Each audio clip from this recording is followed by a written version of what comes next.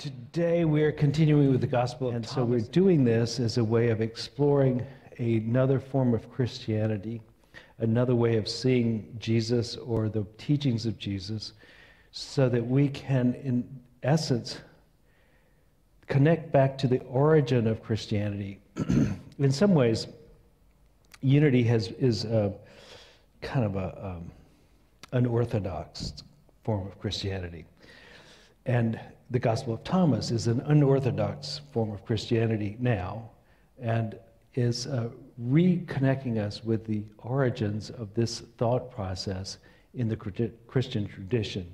Now, much of what unity has in its philosophy actually comes from a universal form of spirituality, which is found in other different cultures, but in this way, we can connect directly with those who were following Jesus in the first century. And Yeshua answered them, "When you make the two into one, when you make the inner like the outer, and the high like the low, when you make male and female into a single one, so that the male is not male and the female is not female, when you have eyes in your eyes, a hand in your hand, a foot in your foot, and an icon in your icon, then you will enter the kingdom."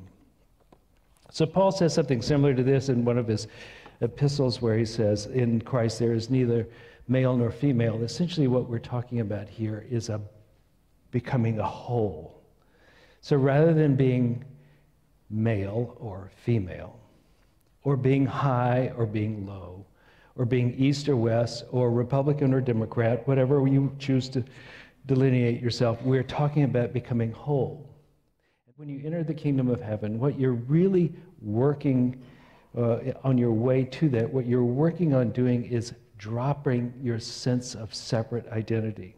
And you're beginning to re-identify with the one presence, the totality of existence with God. So all that you see out there in the world that is beautiful, you have that. And all that you see in the world that is ugly, you have that. And all that is strict and moral, you have that. And all that is loose and accepting, you have that.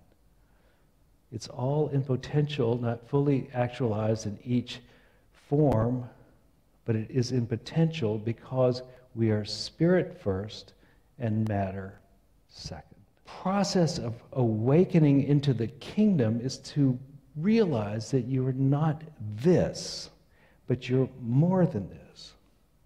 This more than this is a great way to start. To start your spiritual understanding and your practices by going, I am more than this, rather than I have got to become more than this. We are divine beings that have decided to use this form to have a radical experience. As though you're at the end, and then you start to draw a circle.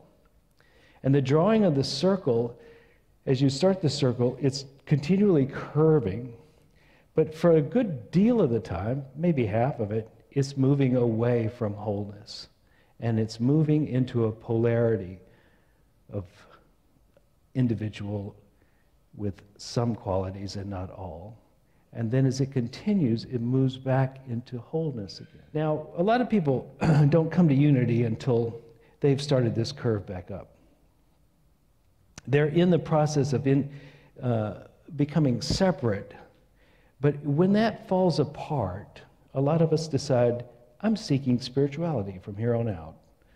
Because just being this body and succeeding or not, or failing is not enough for me. I want more.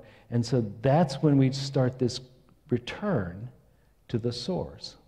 And what Yeshua is saying here in this is, to get back to the wholeness of who you are, you must complete the circle and come back and see all of it as you, and not be stuck in one polarity or the other. You must be all of it.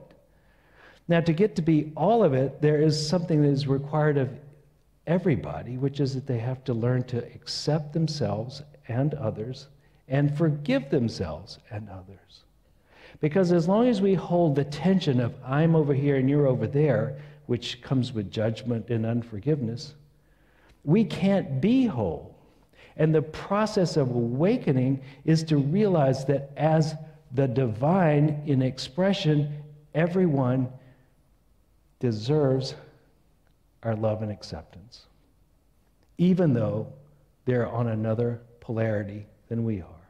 But one of the things that comes by going through this process of self-acceptance and forgiveness for yourself and others is a sense of peace.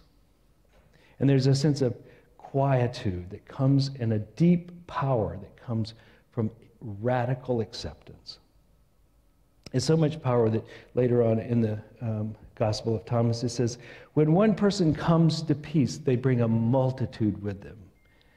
If you become that one who is peaceful, you not only have a smoother experience here, but you provide the conditions for others to have that smooth experience. Yeshua said, when you make the two into one, you will be the Son of Man, or in other words, human divine.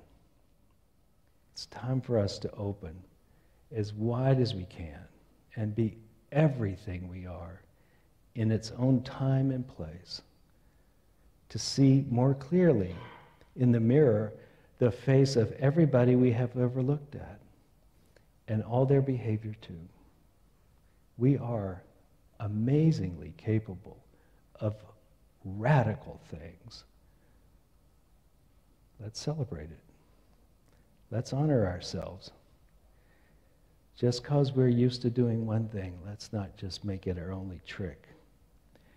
Let's have a few tricks up our sleeves.